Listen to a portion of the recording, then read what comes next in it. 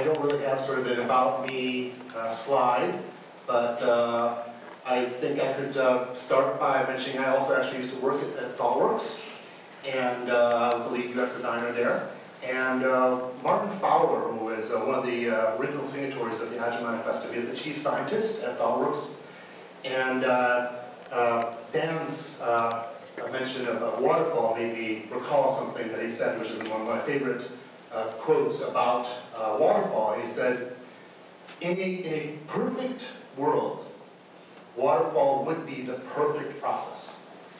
And in an imperfect world, or if you were in an imperfect world, now I'll just bring out the actual quote, but in that perfect world, there would be no need for a process like Agile, or for an Agile methodology. Agile would be useless. So to kind of segue to my background, I've been doing UX design since the mid-90s. Basically, I started by built my own commercial website for the company I was working at the time, and sort of have been, kind of fell in love with UX and been doing that ever since. And what I do today is I'm an Agile UX coach, so I coach organizations and help them change how they work and make fundamental changes, something that at ThoughtWorks they call org transform. So it's really about transformation. So what we're talking about today is lean UX and Agile UX, or I also have this nice little hashtag for my talk if you want to use that if you really are feeling ambitious.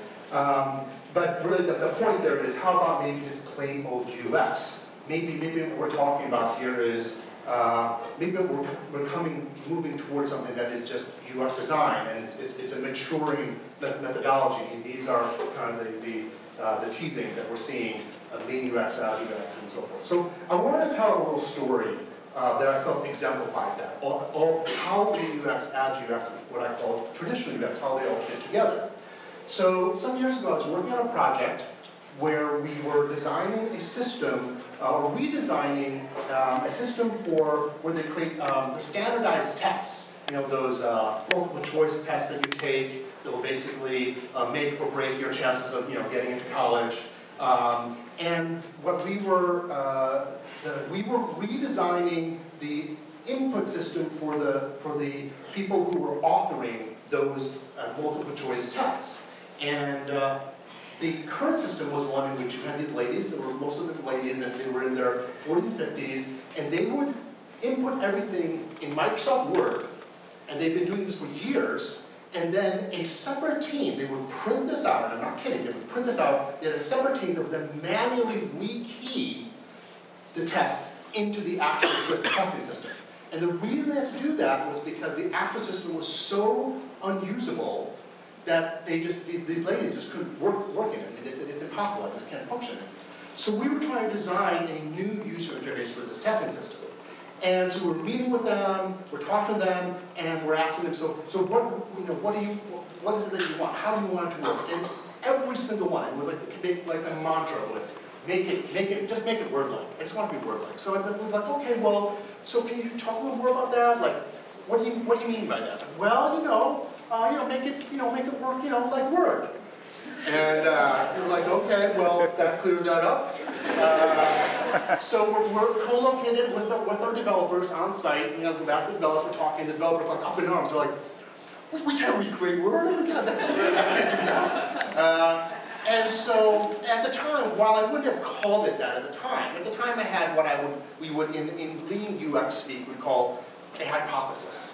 And my hypothesis was, I believe that what they mean by word-like is just one aspect of Word for which they do not have the terms to express them. And I believe that if we conduct an appropriate experiment, we can validate that hypothesis. So what we did with the developers, we took some off-the-shelf technology, and we created something that they could actually use. We tried talking to them. I tried actually explaining this, whiteboarding, wireframing, and they just threw like, what? But then we actually allowed them to actually type into this. And so the way this works is you just type, you hit return, and you go to the next field. But it's really just a web form that has some attributes of Word. And so we showed that to many of them, and 9 out of 10 basically were like, oh yeah, that's what I meant by word-like. So that was sort of validation. The last one was sort of the curmudgeon who, no matter what we're going to show, but he came around later actually. But he was like, I don't know. I thought we were recreating Word. I don't get Agile UX and traditional UX interrelate. And if we start with the traditional UX, so we were still using traditional kind of UX methods, user interviews, contextual inquiries, and so forth. That was still part of that. And so traditional UX, that is something that remains. No matter if we're talking about Agile or Lean UX, we're still doing those types of practices. The Agile UX side was this element of direct interaction. We were co-located with our team. I was interacting directly with the developers. That was what enabled this very rapid iteration. So this is what I see is, in terms of what is the aspect, what Agile brings to UX is direct interaction and rapid iteration. There's more, but sort of at a very high level. And so then what about Lean UX? Well, so here, Lean UX on one level, and there's more, but for this particular example, it gives us a terminology that really succinctly focuses the question not so much on usability, do you think it's user-friendly, do you like it? It really gives it focuses more on the product, and it gives it something more of a scientific approach. When I would not have called this a hypothesis, but it was a hypothesis. I would not have called what we produced necessarily an experiment, but it was an experiment. We were conducting an experiment. And when you think of it in those terms, that reframes what you're doing. So that in itself has value. So together what this does, it kind of makes kind of a more of a whole UX practice. Where we have traditional UX we're still doing design. Design principles don't go away. They're still as relevant as they ever were. Usability is just as important as it ever was before. Agile, what Agile brings to the UX practice is collaboration. It gives us these methods for collaborating. So we talked about pairing, I'll talk about pairing in a while, this workshop approach, intensive collaboration, and delivery. Agile is created by software developers, for software developers, and is ultimately focused on delivery. But delivery is not enough. So what Lean UX brings kind of the business and product focus to this. And that to me kind of makes it, this kind of completes this and makes it more whole, where we're measuring and we're validating. Ultimately, the Lean UX is really focused on product and market fit. So while the traditional UX, you're asking, is it user-friendly? Does it follow good design principles? At the end of the day, that doesn't matter if it's the wrong product, right? Who cares if it's user-friendly if it's the wrong product? So, but there's also one thing that I feel is really important to clarify here, and that is the term lean, right? So Agile actually originated out of lean manufacturing. Lean, so in that term, lean manufacturing, what you call lean in that tradition, is about minimizing waste and maximizing flow. And what we really are talking about here is lean startup UX. Now that's kind of unwieldy to refer to, but it's important to understand the distinction because the ideas of Steve Blank and Eric Ries are Steve Blank actually more specifically are not coming from lean manufacturing necessarily, they're not coming from Agile. But what Eric Ries did, he took Steve Blank, so Steve Blank sort of being the godfather of lean startup, he took Steve Blank's ideas, he took Agile thinking, and then he created what Eric Ries' special sauce and his all kinds of other stuff. I mean, I don't want to reduce it to that. But he took that and then he coined this concept, this whole way of thinking what we call lean startup. So I think it's important to understand that distinction, even though it's important also not to get stuck on labels at the same time. So let's look at, I want to then compare and contrast a little bit between Agile and UX and see how those differentiate. So let's look at Agile UX. So I was talking about how Agile really is about collaboration. And what I see is, if you want to think about what Agile brings to the UX practice, it is what I call collaboration-centered design.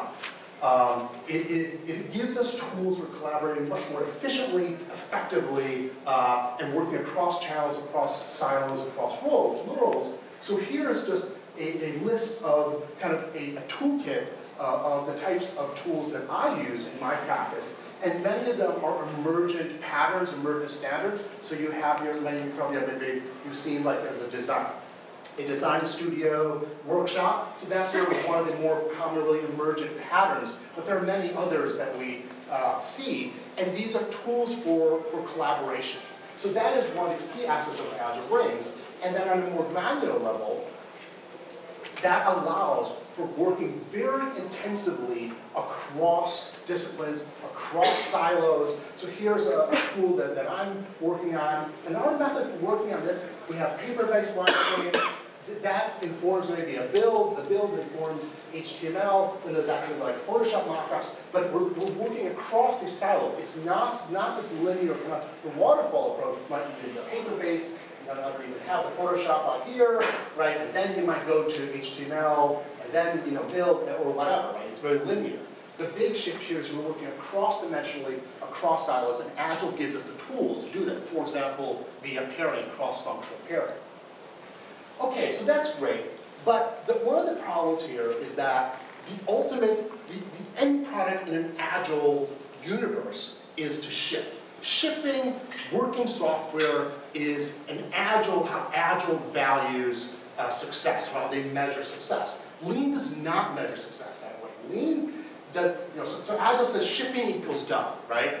I ship, I'm done, boom, I move on to the next thing. Now that makes sense. If you're a software developer, that makes sense. Lean says, no. Shipping is only the beginning.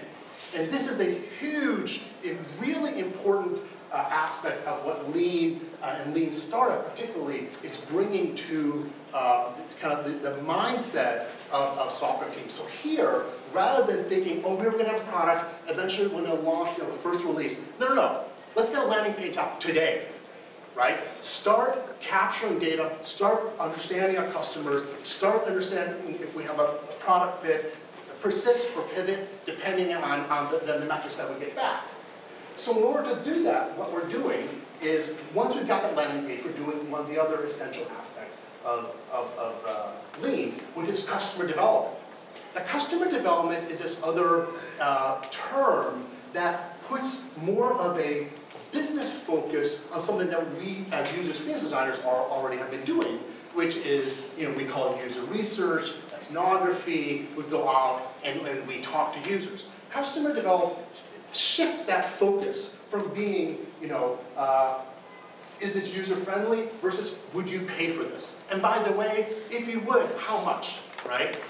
Because if this is a tool that they won't pay for, who cares if it's user-friendly? Now, at the same time, to be fair, maybe they will pay for it because it's user-friendly. So it's not that I want to discount usability, but the point I'm making here is that it extends and includes the business perspective on this, which I think can get lost. We can get so deep into, user-friendliness, I really have a really great design flow, look at this cool UI, what a great new experience. Yeah, but nobody's buying it. Who cares, right? So that is what Lean UX or Lean Startup kind of brings to the table.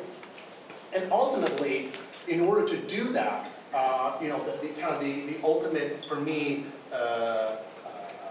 learning or tool, or whatever you want to call it, I don't even know what the word is Goob, right? So Beverly mentioned that. And who remembers what this actually means? Was anybody paying? Quick pop quiz. So who was paying attention during her? Who remembers what this means? Anybody? Get out of the building. Get out of the building, right? So this is get out of the building is a term coined by Steve Blank.